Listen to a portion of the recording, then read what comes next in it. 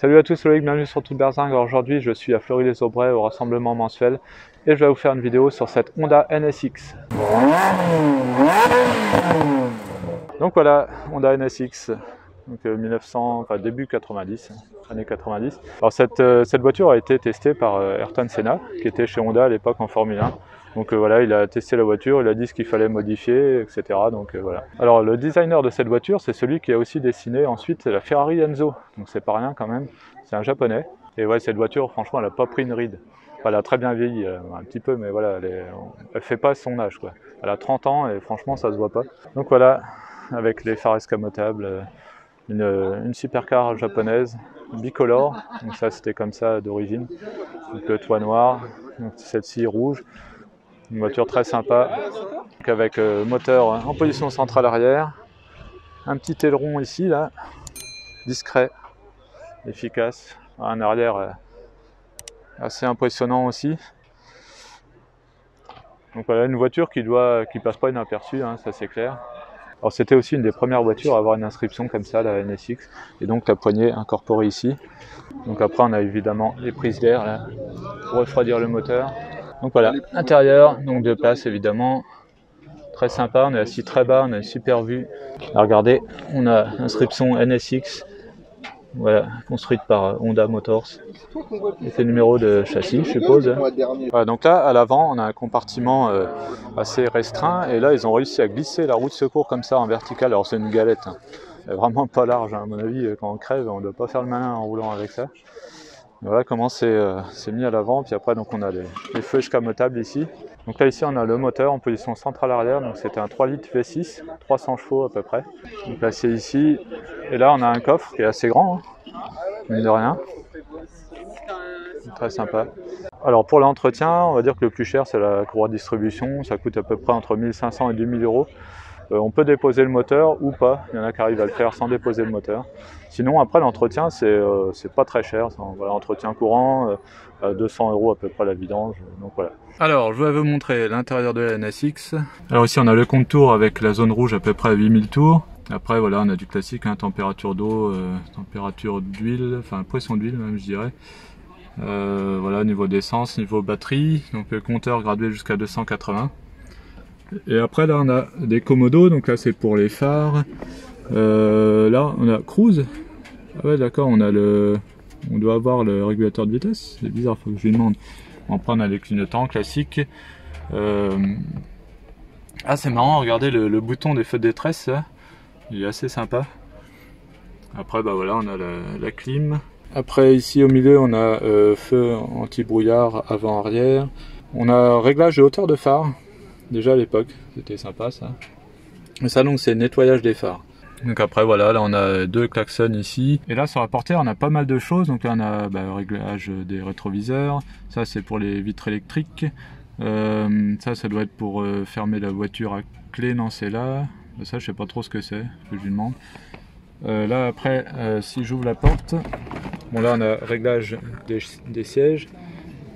Là après on a l'ouverture du coffre qui est ici dans la portière, et après pour le moteur c'est là. Alors ça c'est pour bloquer l'ouverture des vitres électriques. Bon bah voilà, je sais pas pourquoi mais c'est comme ça. Et après donc on a un régulateur de vitesse ici, hein, elle m'a confirmé. Après là on a un écran qui est pas d'origine, mais bon voilà, c'est sympa, c'est toujours utile. C'est assez bas mais ça va.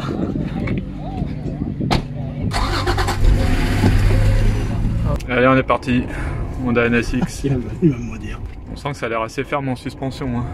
Et pourtant elles sont d'origine. Ouais, enfin. Peut-être échangé sur circuit, je me suis rendu compte que ça penche quand même pas mal. Ouais, mais c'est peut-être normal, non, pour la tenue de route et tout ça, non? Ouais.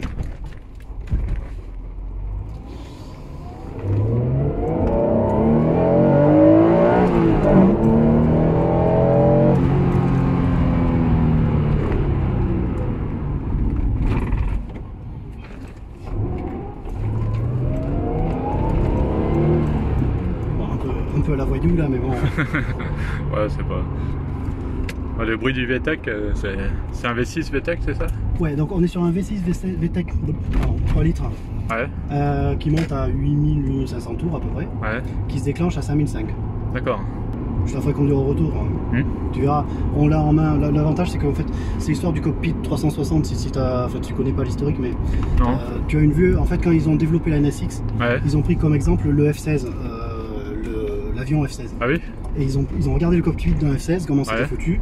Et ils ont mis les vitres à peu près aux bons endroits pour parce qu'on a une super vue, c'est vrai que. Enfin, tu verras à la place conducteur, c'est vraiment le top. Ah ouais. Le pare-brise, il est vachement grand. En fait, c'est ce qui était moderne par rapport au Ferrari 348, qui était la rivale. Enfin, 328, c'était entre la 328 et 348. Et c'est ce qui a fait qu'après Ferrari est passé sur la 355 et a beaucoup plus évolué ses designs en fait. Et c'est vraiment la NSX qui a fait évoluer. Les Dodan, ça va, ça a l'air d'aller. En ville, ça se conduit comme une Honda Civic, mais vraiment. C'était ça qui était moderne aussi par rapport au Ferrari. Il n'y a pas de boîte, t'es pas obligé de passer tous les rapports, de synchroniser, de problème de synchro de trucs. Alors, les innovations là-dessus, c'était les pistons en titane, le châssis monocoque en aluminium de série, l'accélérateur sans câble de série, la double triangulation sur les suspensions à l'avant, sur les roues, et un système qui plaque les essuie-glaces, un moteur qui vient plaquer les essuie-glaces au-delà de X km/h pour que tu continues à bien. Ah ouais, d'accord. Ça c'est énorme ça. En fait, elle est super fonctionnelle. Ouais.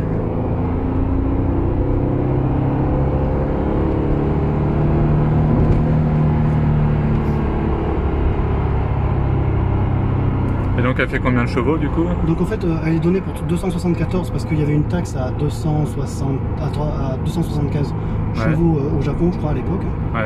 Et en fait elle développe généralement dans les 300 chevaux au banc d'origine en fait. Elle est toute d'origine au niveau de la sortie d'échappement, de l'émission d'air, tout ça. Donc là tu as une NSX de 1991 qui a été révisée cette année par un spécialiste en plus à Châteauroux et tout, donc c'est les conditions vraiment...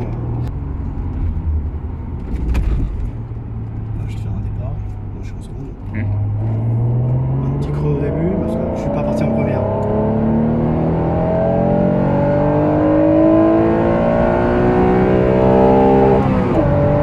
Le rupteur il a 8 minutes 3.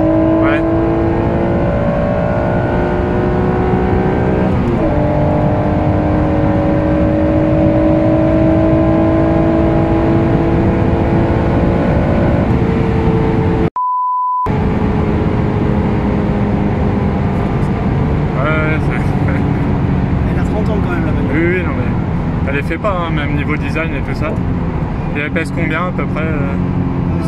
Une tonne 3. D'accord. Alors sur circuit c'est le top, c'est joueur. J'imagine.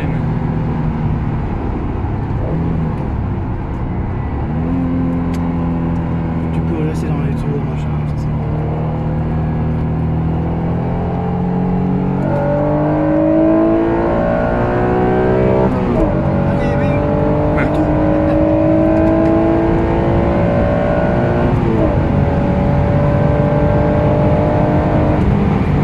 Le son du moteur est sympa.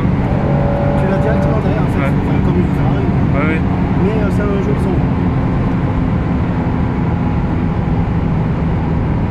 Tu vois, il est confortable quand même. Oui. Et puis on a des sensations de vitesse parce que vu qu'en fait le capot est vachement plongeant, et on a des sensations de vitesse, c'est impressionnant. Souvent les gens sont surpris, ils s'attendent pas à ça du Honda. Mais bon, c'est... Bon, après c'est une NSX quand même, c'est pas non plus... c'est pas la Honda. On n'a pas beaucoup, non? En France, on a combien, tu sais? 107. 107 en France? De source gendarmerie. D'accord. Puis le design a super bien vieilli, elle fait pas du tout ses 30 ans.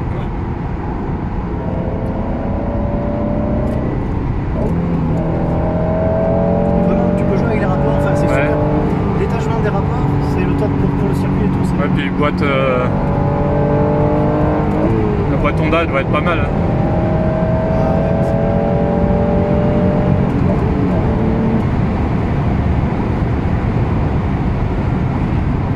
C'est un moteur, il est vraiment... ça a l'air sympa.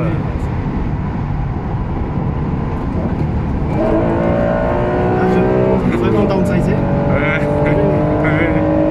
C'est violent. Ça peut être violent, t'as tout en fait avec cette bagnole. C'est pour ça que les fans adorent en fait. Ouais, c'est une voiture, faut monter un peu dans les tours, hein, faut s'amuser, ouais. Parce que si je reprends mon 4ème, ouais, ça monte, hein, mais bon. Ouais. T'as pas de turbo. Hein. Oui. C'est comme sur la Ferrari, moi, en bas régime, il n'y a rien. Bon bah voilà, je prends le volant maintenant. Alors juste le temps de repérer un peu les pédales. Ouais, le pédalier est un peu décalé sur la droite, j'ai l'impression, non? C'est bizarre, ouais, c'est le passage de roue après qui est... Hop, donc la boîte. Je regarde un peu la boîte, elle est assez courte, hein. Là je suis en deuxième. Ouais. D'accord, ouais. Attends, hop, première, deuxième, troisième, ok. Bon bah, hop, on est parti.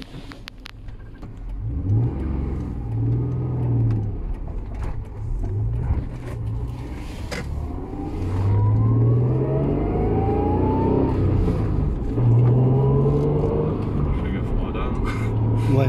Dans les deux sens. Ça serait con. Ouais.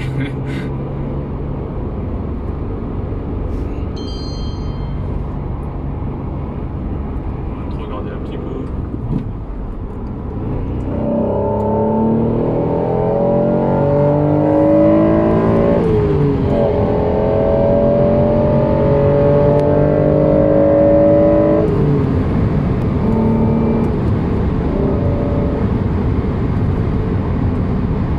Ça a l'air de bien se prendre en main. Direct. C'est immédiat. Ouais, c'est vrai, on est tout de suite rassuré. La tenue de route et tout, tu vois, c'est ça. Hein, oui, ouais. C'est vrai qu'à l'époque, ça devait être une tuerie en fait. Une tuerie. Très moderne pour l'époque en fait. Ouais. Bah, y a une vidéo sur YouTube où il y a des Japonais qui prennent une Alpine et celle-là et ils déposent l'Alpine, le mec, en ayant l'habitude de celle-là. J'aurais dû rétrograder un petit coup. Ouais. Par contre, ça y va quand même. Il faut pas hésiter à jouer avec les vitesses. Ouais.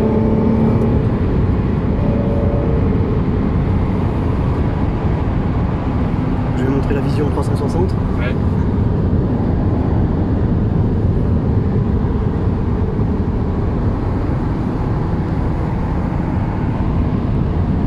On voit très bien ce qui se passe autour.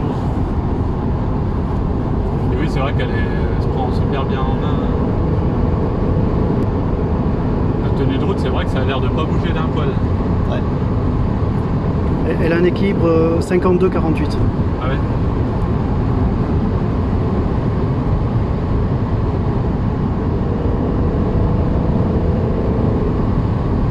Ouais, puis on a des bonnes sensations de vitesse, c'est sympa aussi ça.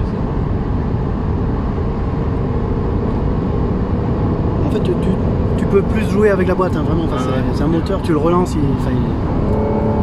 tu vois, c'est le pied ça. Et puis le bruit est vraiment sympa. Donc ça c'est spécifique au VTEC ce son là Non, c'est vraiment c'est le bruit de base de la NSX et en fait le VTEC se déclenche qu'à 5500 tours. Ouais. Oui, donc là il n'est pas encore déclenché. Là. Ouais.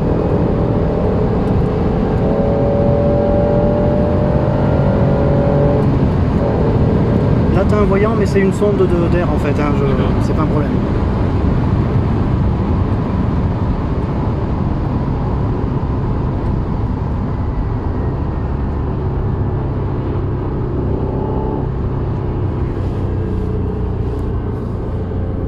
C'est vraiment agréable à conduire. Un petit kart. Ouais. C'est vrai qu'on la prend rapidement en main et après il faut jouer avec la boîte. Ouais. C'est ça.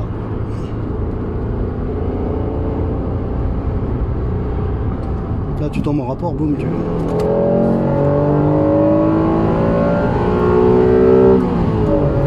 T'as de l'allonge dans le moteur et tout.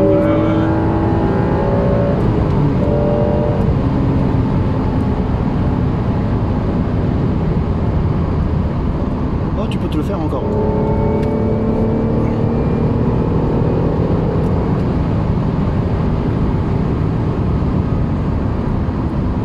Elle a des bons amortisseurs, le truc, il n'y a aucun problème sur le passage. Ouais, on peut ralentir un peu quand même. Oh non, ça passe. Non, mais comme ça je relancerai après. Ah oui, t'as raison.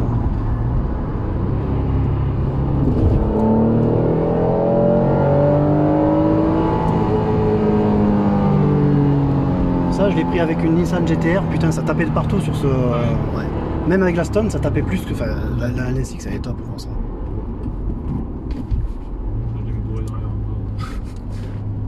Alors, enfin, tu le prends avec une GTN, avec ta Ferrari, tu vas voir, ça tape. Avec celle-là, c'est souple, c'est top. La direction, elle est assez ferme aussi. Ouais, précise. Ouais. Elle est assistée quand même, non? Non, même pas. Ah ouais, c'est pour ça. Je suis en direction directe. Ouais. D'accord. Il n'y a aucun assist. Les modèles jusqu'à 93 sont sortis sans direction assistée. D'accord. Je trouve ça plus sympa, moi j'aime bien quand il n'y a pas de direction assistée. Ouais, carrément. On sent tout, puis c'est plus précis. Ouais. Ouais, on sait où on est exactement, quoi. Que le truc assisté, tu sens plus grand chose. Après, ça dépend. Toi, ma Clio, c'est un peu raffermi, donc du coup, on sent quand même bien où on est. Mais là, comme ça, j'aime bien beaucoup. La Ferrari aussi, elle est très bien, elle est assez précise.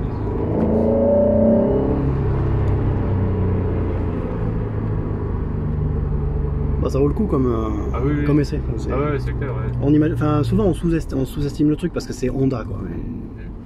Mais c'est vraiment, enfin, pour moi, c'est vraiment. Même aujourd'hui, hein, tu vois, on est quand même en 2021. Oui. La voiture a été faite en 90. Putain, elle est pas ridicule. Ouais. Non, pas du tout. C'est pour ça que c'était la première supercar de chez les Japonais, en fait. Parce que jusque-là, on appelait que supercar les F40, tout ça, et elle fait partie de la catégorie de celle-là, en fait. Ouais, supercar. Ouais.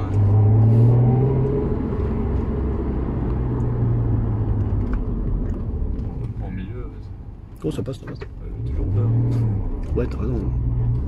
Mais ça passe quand même.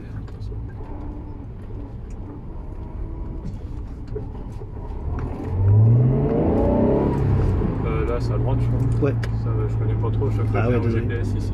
Ouais. Moi, quand on a pris un chemin facile, là, tout droit et tout droit. Ouais. Là, quand on prend le GPS, après, on sait plus. On va l'essayer maintenant. C'est partir un peu, mais je sais pas. C'est vrai que c'est un petit peu creux vraiment en bas régime. Mais... T'imagines, il y en a qui les montent avec des turbos à 700 chevaux. Tu peux montrer peut-être les phares escamotables sur le côté si tu tournes le bouton. Vas-y, tourne-le. Tac. Voilà. Ça, c'est marrant, ça fait comme deux pointes. Vu de l'intérieur, c'est.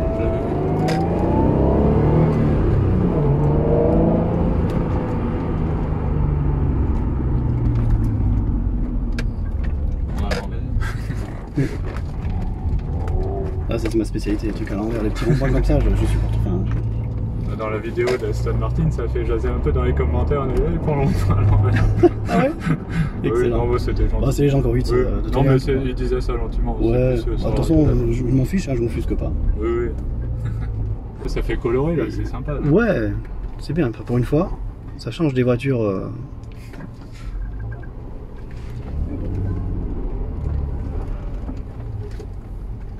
On va mettre à peu près droit quand même.